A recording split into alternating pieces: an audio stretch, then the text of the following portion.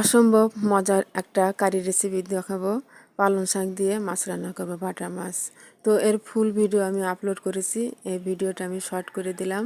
তো আমি তার জন্য কড়াইতে পেঁয়াজ মরিচ কুচি দিলাম, তারপরে হলুদ মরিচ ধনিয়া রাঁধুনি পেঁয়াজ রসুনের পেস্ট লবণ তেল দিয়ে মাখিয়ে নিয়েছি। তারপরে একটা বেগুন কিছু পেঁয়াজ পাতা আর এই তো বাটা মাছ দিয়ে দিলাম, দিয়ে ভালো করে মাখিয়ে নিলাম।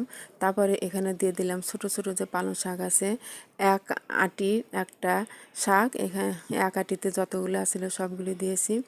এই তো তারপরে এই তো অল্প পানি দিয়ে, যেহেতু শাকের থেকে পানি বের হবে সেজন্য অল্প পানি দিয়েছি। তারপরে একটু সরিষার তেলও দিয়েছি, সরিষার তেল দিলে তরকারিটা আরও বেশি মজা হয়।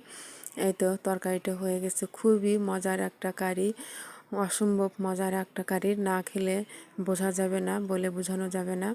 এর স্বাদ এবং ফ্লেভার অসাধারণ। এই তো আমি সার্ভ করে নিয়েছি।